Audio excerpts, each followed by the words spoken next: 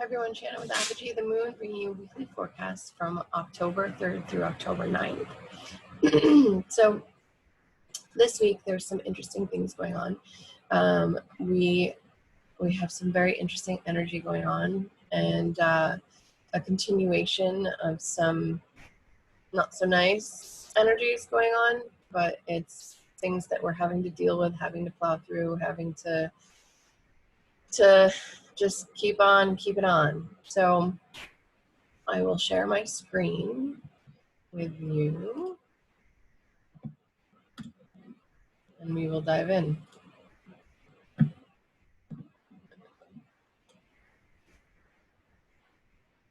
So October 3rd through October 9th. And so what's going on is that on October 4th, Pluto is stationing direct.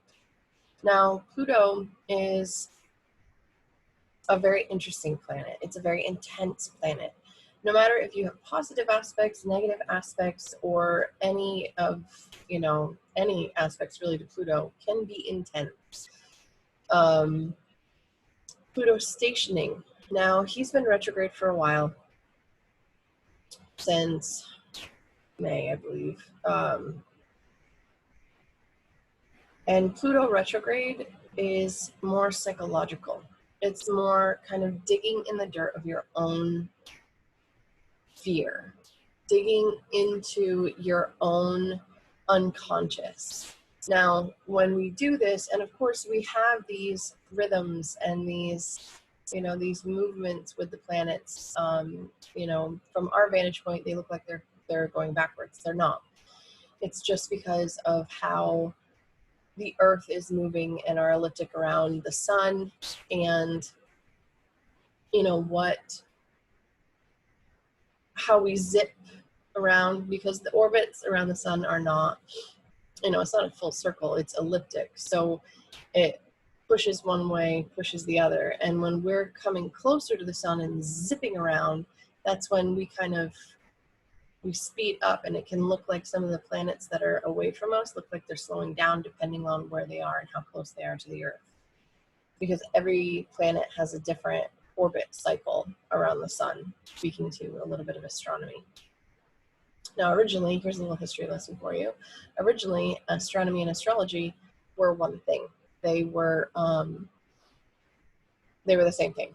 And then they broke off and became two separate things. But the study of the planets was to study the patterns and the movements. And in ancient times, it was also not just the patterns and the movements and what they were doing in the sky, but also the influence that they had on us here down on planet Earth, on terra firma. So there is that.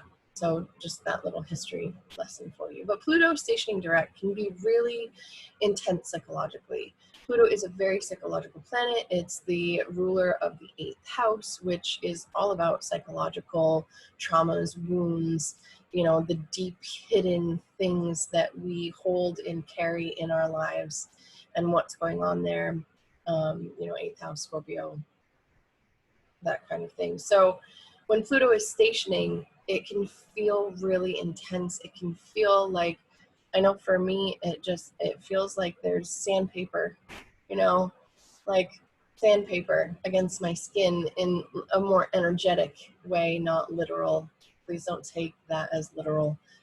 But it's grating, and it's annoying, and it's, you know what I mean? So Pluto stationing direct, though, digging into our unconscious mind, digging into where it is that we need to reevaluate, and what we've come to understand with this Pluto retrograde in terms of where we've been reevaluating. So now that we understand psychologically and psycho-emotionally as well, because Pluto is the ruler of Scorpio. Scorpio is a water sign. Water is emotion. Where it is that we understand these darker truths that we've been unearthing over the past several months. Now, on October 7th, We have Mercury opposing Uranus. Mercury is slowing down. Mercury is in Scorpio, so this again is digging into the unconscious. This is digging into, you know, like in my newsletter and my blog posts, I put it's digging in, you know, it's wading through the Styx, and Styx, which is the river Styx, which is the entrance to the underworld in ancient times. So Mercury is in the thick of it. It's in the deep of it. Mercury is also about to go retrograde. And shortly after the 7th, I think it's like the 13th that he goes retrograde.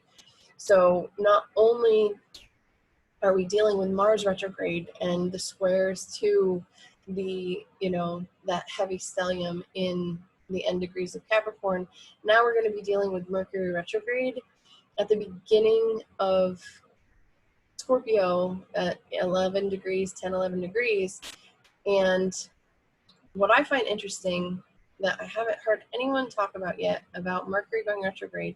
Mercury is going retrograde in the complete opposition of where Uranus went retrograde. To me, that's significant because that's saying that polarity point, there's something that really needs to be evaluated in terms of the degrees that Uranus is covering in Taurus versus the degrees that Mercury is going to cover in Scorpio, right? So that polarity point, there's something else there. There's a deeper level of understanding that needs to happen with this one.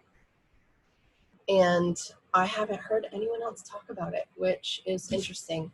So with Mercury going retrograde, though, it's slowing down. So this opposition to Uranus is going to be extended, and it's going to happen 3 times. So it's going to happen on October 7th, on October 13th, Mercury goes retrograde, and then if, you know, like almost a week later, it hits the exact opposition again.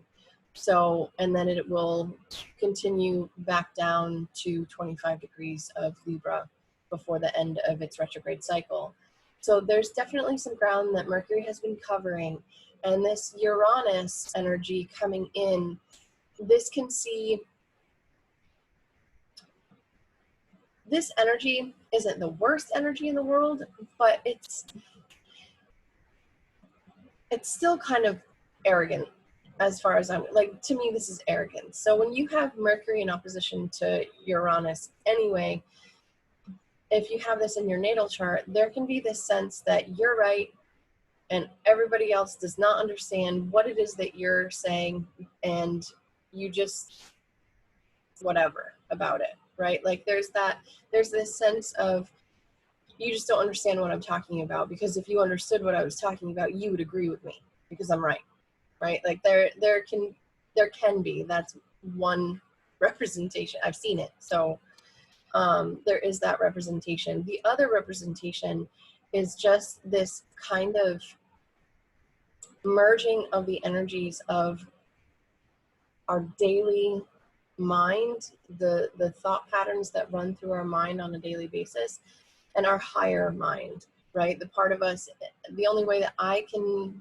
interpret this and understand this for me and myself is that this would be the part of us that's never been human, the part of us that will never be human, right? If you're talking about layers upon layers of, you know, the human soul, and you know how diverse we all are, in the etheric bodies and the energetic influence that the collective mind has, you know, for us. So part of us, Uranus would be the part of us that's never been human, that doesn't understand human emotion. It just looks at it from that 10,000 foot logical view of, well, this is what it is, but there's no judgment. There's no inflection of human emotion onto it. It's just, it is what it is.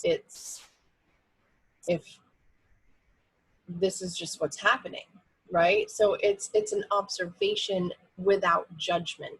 So this could see people really getting to understand, like, to me, this is like conspiracy theorists, you know what I mean? Like, they say conspiracy theorists, right? Like, they don't, like, they're bad, but they're not, because so many things that have been conspiracy theories, and I keep using air quotes because I'm sorry, but If you can conceive it, it's out there, right? I mean, think about that. Everything is mental. So if you can conceive the possibility of something, it's there. You just didn't know it was there until you knew it was there, if that makes sense.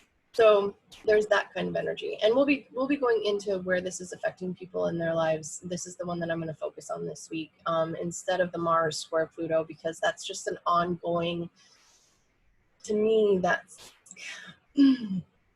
that grating, ongoing, annoying energy.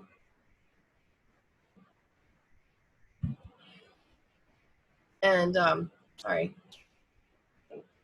I have a cat, and I thought I heard a mouse, so outside my window right here. Not that you would know that there's a window right next to me, but there is. So Mars retrograde square Pluto.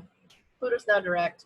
So this is kind of, the tables have turned in the sense that Pluto was retrograde and deep into its retrograde when Mars squared Pluto the first time, and we saw what happened with that. Now, Mars is retrograde and Pluto is direct. So the energy is similar, but it's just a touch different because Pluto's still not moving. Pluto is still, you know, it hasn't like pushed forward yet out of 22 degrees. It's still at that 22 degree mark, even though it's incrementally moving forward with the seconds here. Mars retrograde, though, I mean, this is a reevaluation of what happened a few weeks ago when Mars squared Pluto the first time around. So it's just that this ongoing grinding. I mean, the only thing that I can think of is like the conveyor belts for the wood as it gets to the wood chipper, and like it's just that annoying like metal grinding kind of thing going on. So this Mercury opposing Uranus energy, though, is what we're going to dive into. So without further ado, we'll get into the signs. And by the way, this photo is of the full moon with Mars over to the left. It's the brightest point. Mars is the brightest point on the left side of the photo, just so you're aware, because it's pretty. So for Aries, Mercury opposes Uranus retrograde. So this is happening, Aries, for you in your second and your eighth. So Uranus has been in your second house now for a little while. It's definitely going to be there for a lot longer. But this is the first full retrograde cycle of Uranus being fully entrenched in the energy of Taurus. Now, Mercury in your eighth house, this could see you evaluating some psychological issues. This could see you reevaluating, and I say because Mercury is going to be going retrograde. So this could see you reevaluating old wounds in terms of your value systems, and where this could see out of the blue electric downloads of you understanding what it is that you value and where your traumas have come from in terms of how you've been relating to other people and your self-worth, right? So this week, this is the first of 3 passes. So this is going to come back up for reevaluation, or it could be that ongoing evaluation of, you know, what do I truly value? What do I truly need, want, and desire in my life in terms of the tangible things? You know, in terms of what you're valuing, what your possessions are, your money and how you're making your money, as opposed to other people's money and, you know, transformation or death. I mean, when people say transformation, they think it's this pretty flowery kind of beautiful. No, it's ugly, and it hurts, and it is eviscerating at times, depending on how deep you're going, especially with the 8th house.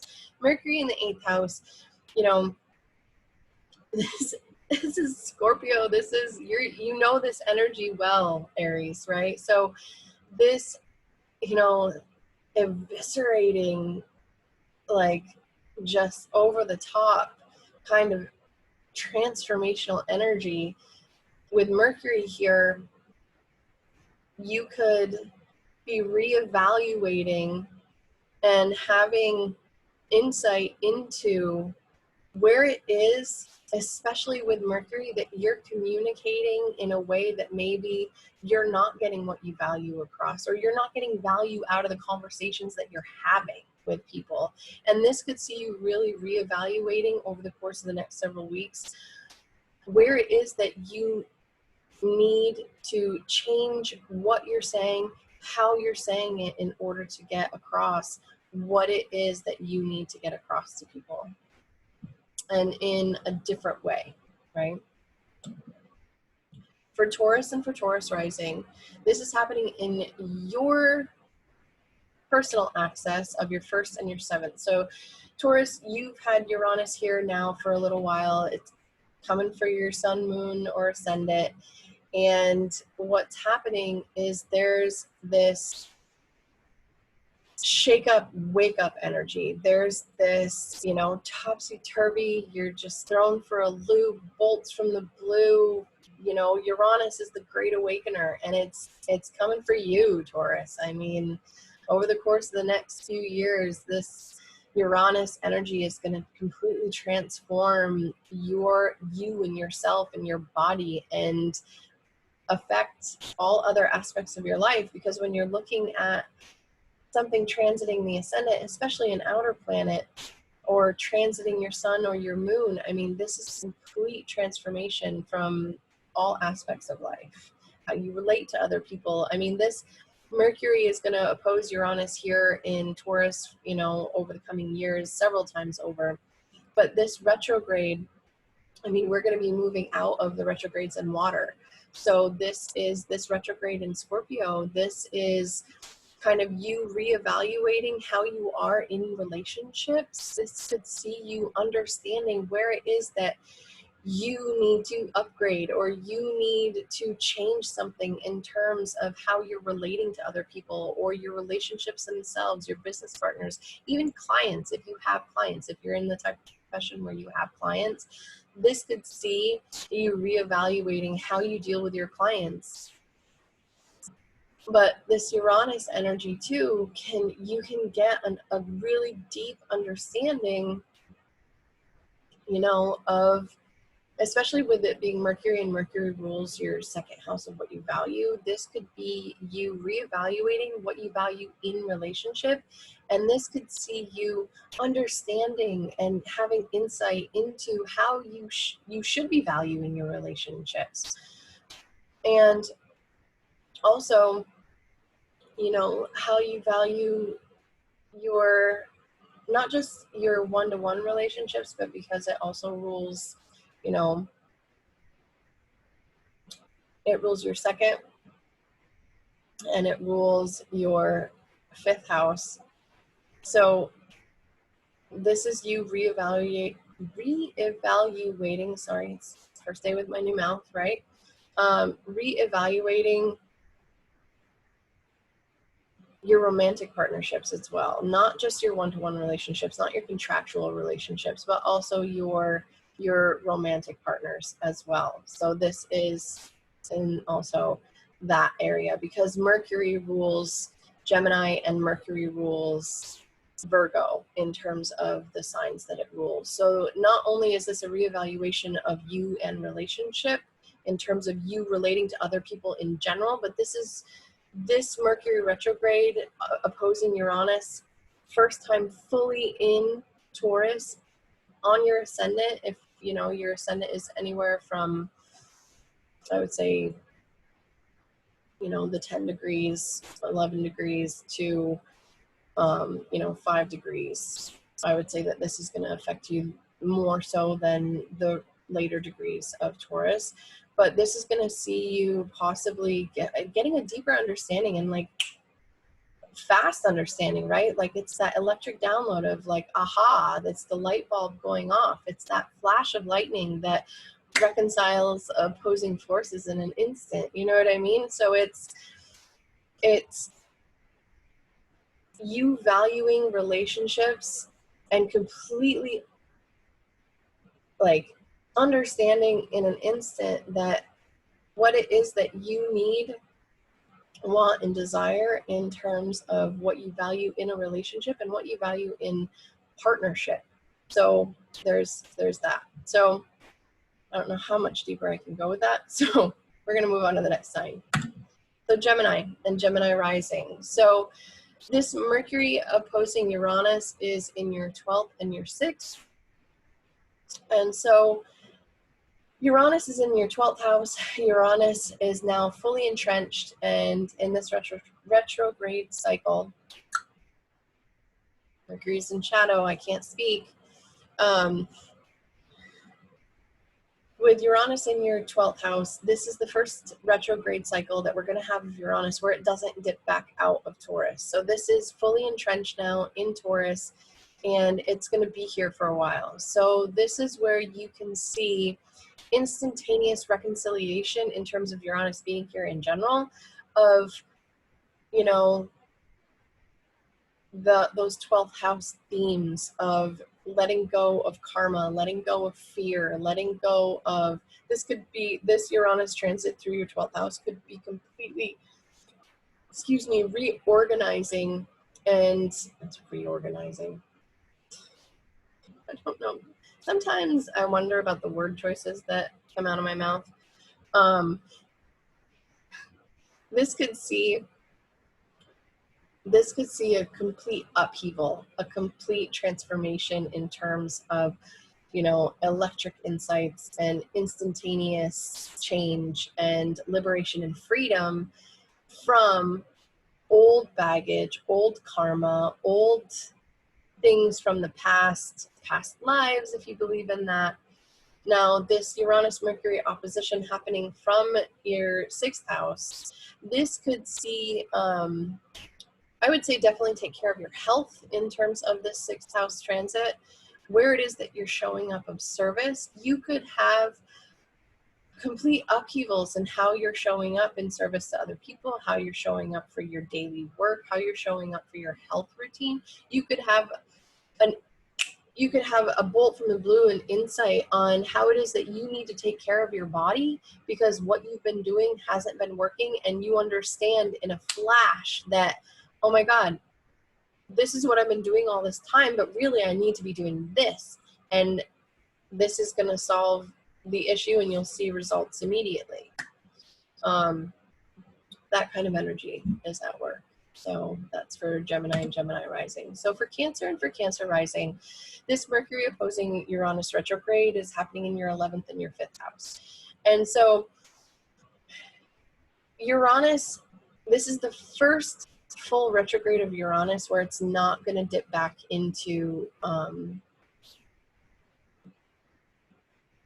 Gemini, right? Like, or Gemini. Good Lord. This Mercury retrograde is really messing with me. I'm telling you, it's messing with me.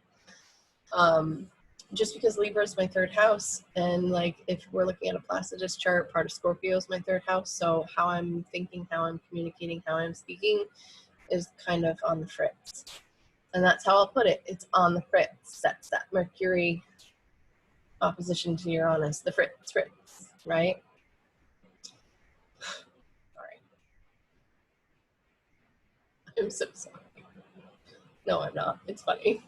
So 11th and 5th house. So this is your social groups. This is your social circles. This is your friends, your organizations that you're involved in. This is what you choose to associate with, right? So this is also your hopes, your wishes, and your dreams, and your gains from that 10th house of Aries. So now Uranus will not dip back into Aries. It's not Gemini, Aries. Uranus will not dip back into Aries again. So this transit, this is the first time that Uranus has gone retrograde and will be fully entrenched into the sign of Taurus. So it's really going back over the ground that it's covered in the last several months and understanding what it is that needs to be changed or fixed or, you know, liberated or freed from oppressive stagnant energy in terms of this placement in your chart. And so Mercury going retrograde in your, or Mercury opposing Uranus in your 5th house from your 11th house. I mean, the energy here is one of of balance, right? So it's not going one way or the other, but it could see you really understanding and bringing to, you know, the world at large, especially that social group, that you could have these crazy insights, these electric downloads, these, you know, these flashes of insight, these bolts from the blue, like liberation and freedom energy, right? This light in the darkness. You know what happens when lightning flashes and it's dark out, right? Like it illuminates everything around it. So it's that wild card energy. And for Cancer and for Cancer rising, this could see you, you know, really getting a deep insight and this flash, this light bulb moment of understanding how to balance, or how to take your hobbies, your, you know, interest, your fun, your joy, right? What brings you joy, Cancer, in your life, and how to bring that to the wider world stage in terms of that 11th house. And bring it to your friends, or bring it to an online business, right? Like creating a business out of your fun times and your hobbies. That could see over the course of this Mercury retrograde, over the coming several weeks, this could see that happening several times over, and really reevaluating and understanding what's going on here. So for Leo and for Leo rising, this Mercury retrograde, or Mercury retrograde, see, oh my God, I can't talk. This Mercury retrograde is affecting you big time, big time. So Mercury opposing Uranus retrograde. So Mercury will be going retrograde here in a couple of weeks, or a week, and 13th. So this is happening in your 10th and your 4th, right? So this is, I use whole sign, and I put the sun, moon, or ascendant on the as the rising, right? So if you don't know, if you only are looking for your sun sign or your moon sign or whatnot, if you have an understanding of, you know, where your ascendant is, then you'll listen for your ascendant first. And then you'll listen to your sun for a little bit of a more nuanced, a little bit more of a blended, you want to look at it as a blended thing. And then for the moon, I mean, the moon is considered a manifesting planet, but this may not see physical manifestation. It might just be more of your internal self that's feeling this. So as a Leo rising, Leo sun, right, Leo moon, which would be more the emotional, this is happening in your 10th and your 4th. So this opposition is happening between, you know, your career, your legacy, how you're viewed in the world, how you show up in the world. This is what you're known for, and then what you come home to at the end of the day. What, you know, your property, your family. This could be your lineage or your ancestry in terms of things that could be affected by this Uranus Mercury opposition. Now, Uranus is at the top of your chart, so there has been a lot of upheaval and shakeups, and, you know, crazy things happening in terms of your career and how you're known in the world and your reputation and what's going on there. And now with Mercury in your 4th house of home, family, property, roots, and ancestors, this could give you a deeper understanding of where it is that you've come from and where it is you're going, right? Like that push-pull. This could also, 10th and 4th is also father and mother. And this could see you understanding possibly your relationships with your parents, and understanding the deeper nuanced things in terms of, you know, these flashbulb moments where you're like, oh my God, I didn't realize that, you know, my dad influenced me with what not to do all these years, you know, so just something simple like that. But it's flashbulb moments. It's like understanding that maybe what you're coming home to isn't necessarily what you want, and you need to, I mean, who's working anymore though, right? Like maybe you're working from home and you realize that this this working from home stuff is not for you, and you need to figure out a way to get out of the house, and you need to figure out a way to get back into the world.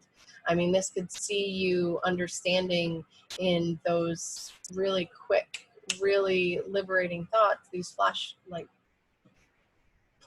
I keep saying flashbulb. Like, who says flashbulb anymore? That's not an old-time camera. No. Light bulb moments. Listen. I was at the phone. I don't know.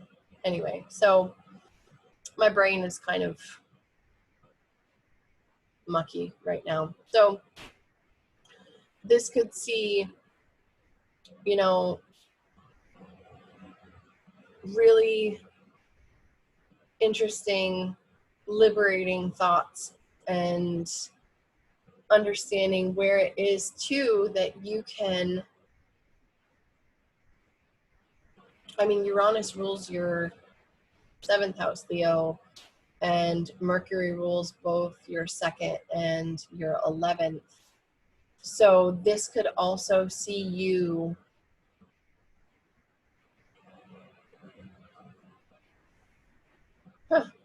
this could see, sorry, that was all in my head. So this could see you really understanding what it is you value in terms of your social groups from that private place of home, and really understanding where it is that you meet the world, where you influence people, this could see you understanding in a really interesting way how you can bring that 4th house energy, that, you know, that need for safety and security out into the world in a very unique and different way, and help other people feel safe at home. It could be something like that too. So that's for Leo and for Leo rising. For Virgo and for Virgo rising, this Mercury opposing Uranus is in your 3rd and your 9th.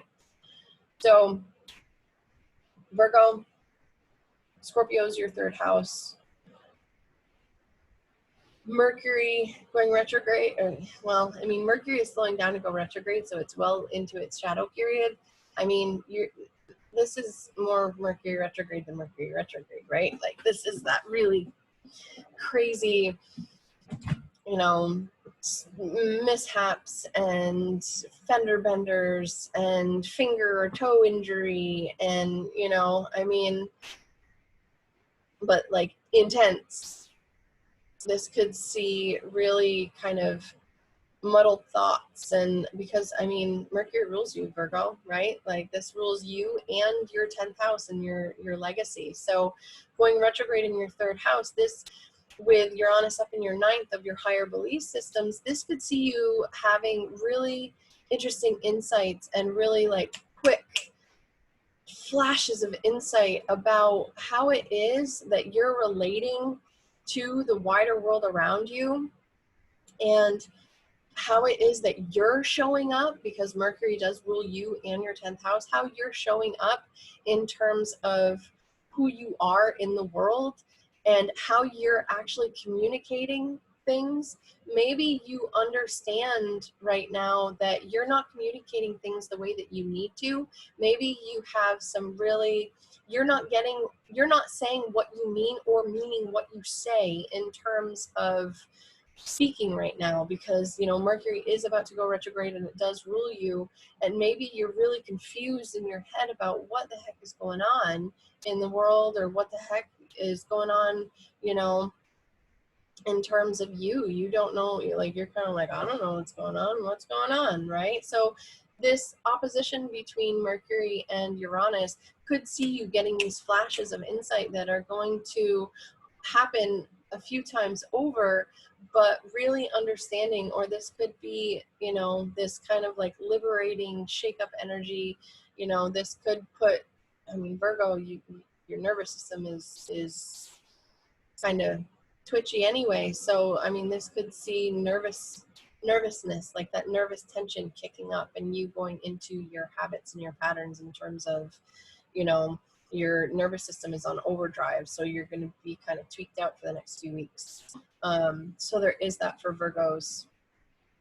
But this could see you understanding, you know, your day-to-day mind and your day-to-day thoughts and what you're doing on your day-to-day in terms of how that relates to the bigger picture, to what it is that you want to then create out in the world up in that 10th house too, because Mercury does rule your 10th. So there's that. So for Libra and for Libra rising, this is happening in your 2nd and your 8th. So for Libras, I mean, with Scorpio being your 2nd house, what you value, your self-value, how you make your money out, you know, how you value even money, versus other people, versus, you know, any debts or any taxes or insurances or inheritances or any traumas even, because the 8th house, you know, Uranus is transiting your 8th house. This is like throwing a live wire into a, yeah, anyway. So with Uranus in your 8th, this is the first retrograde cycle of Uranus that it's not going to dip back out of Taurus and back into Aries. So what this means is that it's really entrenched now. It is deeper into Taurus. And so with this Mercury opposing, I mean, this can see you getting a flash of inspiration or reconciliation of, you know, those two opposing forces of where you are and where you meet other people, right? So what you value versus what other people value, or what value you see in other people, right? So this could see that instantaneous reconciliation of opposing forces in terms of, you know, maybe you're changing, your value system is changing with this Mercury going retrograde here pretty soon and deep into its shadow period. And what you value in terms of that material realm is changing. So, and it could see you getting flashes of insight in terms of that 8th house of what you value from other people or what you're getting from other people. And I mean, this could be a physical getting because it is Taurus, right? Or this could be healing traumas or wounds or, you know, anything like that in terms of that 8th house.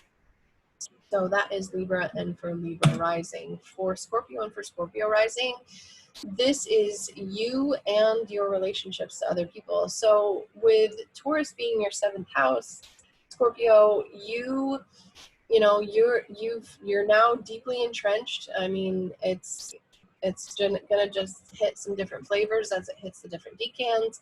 But right now, this retrograde cycle is the first retrograde cycle. It's not going to dip out of your 7th house back into your 6th. This is permanently now in your 7th house for the next few years, and it's just going to be shaking up, you know, your relationships with other people, your business partners, your contractual obligations, that your clients, even like your marriage partners or your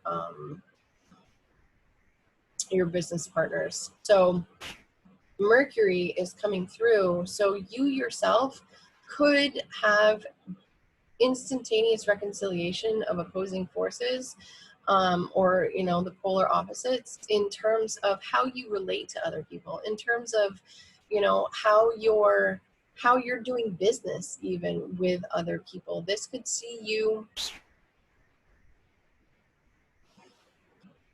This could also see healing because Mercury also rules your 8th house, Scorpio. So your 8th house and your 11th house. So this could see, I mean, these are money houses too. So this could see, I mean, for some of you, depending on your planetary placements, this could see you, you know, in terms of business, this could see you getting a really big, you know, cash deposit, Scorpio, and being able to pay off your debts, right? Because Mercury does rule your 8th house. So this is also a reevaluation too. Like, it's going to happen 3 times. So it's not going to be the only time that Mercury is going to oppose Uranus. So in this, I would say probably if you do get this first pass, if you do get an influx of money, I would hold on to it, because with Mercury ruling both money houses for you, I mean, you could see that maybe it was a mistake, and then it's going to be reevaluated. There is that too. But this could also see you picking up some really different and unique clientele as well if you're in a service industry. This could see Scorpios really understanding who they are in terms of themselves and how they're relating to other people and how that needs to change, or instantaneous change, you know, like how they're relating. All of a sudden, you know, Scorpio is one way, and then all of a sudden they switch it up and they're a completely different way in relating to you if you're cross watching. So that is Scorpio and Scorpio rising. For Sagittarius and Sagittarius rising, this is your 12th and your 6th. So Sagittarius, you guys, Sagittarius, you Sagittarians, how's that? So your 12th house is Scorpio. That's like, I do not envy Sagittarius rising people at all with Scorpio as their 12th house. So the 12th house is all about endings and retreats and prisons and ashrams and karma and anything behind the scenes, right? Like anything where you're in solitude and seclusion. Not that any of us are really able to get out into the world right now, but you know, some more than others. This Mercury opposing Uranus in your 6th house, I mean, this could see flashes of insight for you in terms of maybe instantaneous healing of some kind, right? Like maybe there is some crazy electric download, you know, some liberating things that happen that you have been, you know, kind of getting in the mix of struggling with maybe a health. Maybe you've been struggling with your health. Maybe your health has been on the fritz, right? With that Uranus energy there in your 6th house. Maybe you've been having some neurological issues or something, or, you know, maybe you've been having some, like, maybe even electrical issues, like, or with computers or with technology or with, you know, your lights in your house or something like that. And so maybe this could see all of a sudden something happens and it's like, whoa, hey, it's all fixed. It's all better now. It's great. But Mercury will be going retrograde, so this opposition will happen 3 times over the course of the next several weeks. So you can probably see intense, crazy disruptions to your daily routines. And it's really asking you to understand where it is that you become stuck in a pattern and where it is that you need to change things up. So this could also see you channeling different things out, you know, channeling it into being of service. Like maybe, you know, Sagittarius, maybe you are working on changing what it is that you're doing, right, to make your money, because you have that heavy 2nd house stellium going on. And maybe, you know, maybe, just maybe, this Mercury opposition to Uranus from your 12th to your 6th can see you channeling some messages from beyond in terms of being of service to other people by giving them the messages that they need to get, if that makes sense. So that's for Sag and for Sag rising. For Capricorn and Capricorn rising, this is your 11th house and your 5th house. So for Cap rising, your 11th house is Scorpio, your 5th house is Taurus. So this is your social circles, right? Your 11th house, where Mercury is your social circles, your friends, your groups, the organizations that you belong to because you want to be with them.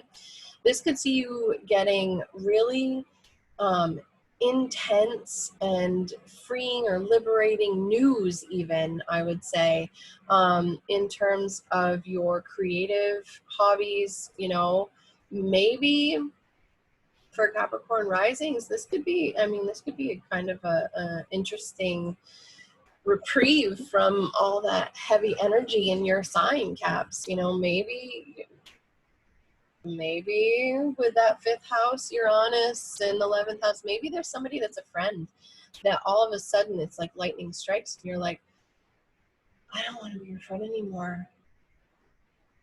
I want to date you, right? Like you're absolutely in love with this person, you know, or maybe you've been looking and you've been doing the online dating thing and all of a sudden somebody comes in that just blows your socks off. It's that really kind of, and this is going to happen 3 times. So just so you remember this. And so, you know, maybe this could see somebody coming in for you out of the blue, you know, get it, Capricorn, get it. And that's it for you guys. For Aquarius and for Aquarius rising, this is your 4th and your 10th house. So Aquarius,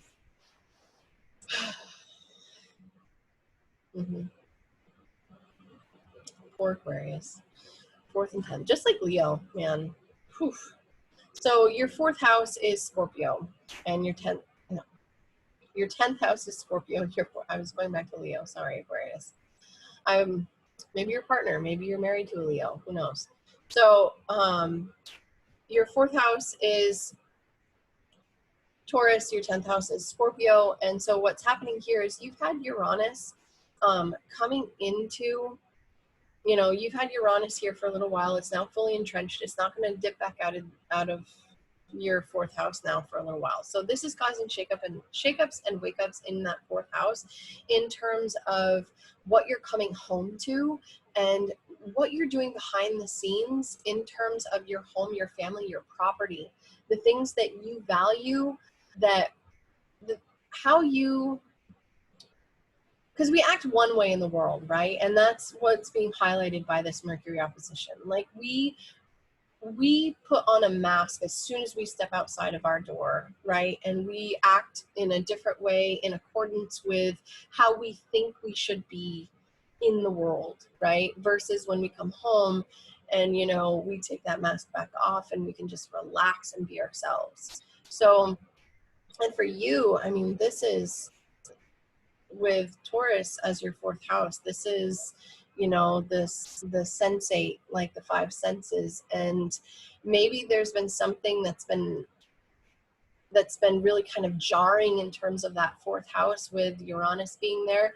But you're going to, maybe something happens in your career and out in the world that you get this flash of insight of, oh my gosh, I need to move to this place because this is where maybe you are traveling, or maybe you are looking for an apartment or something, or you're looking for a house, and you know, you understand, oh my God, I need to live here. I need to live in this part of the world, and this is where I'm going to look. And because this has all the things that I need, want, and desire in terms of what you're coming home to and how you can express yourself freely out in the world with that Scorpio 10th house. And this could also see you understanding. This could see you understanding why it is you chose the path that you chose in terms of that 10th house and how you're showing up in the world because of something that happened in your home as a child. Or, you know, this is that liberating free energy of Uranus and Mercury opposing each other. You know, maybe you decide you're going to change careers. Maybe you decide that how you're seen out in the world is not how you want to be seen, and you want to change that. And it stems from something that happens in the home front, or, you know, something happens on the home front and it automatically changes how you're seen out, and it's going to be hitting this opposition 3 times. So there's going to be a reevaluation of it and whatnot. So that's for Aquarius and Aquarius rising.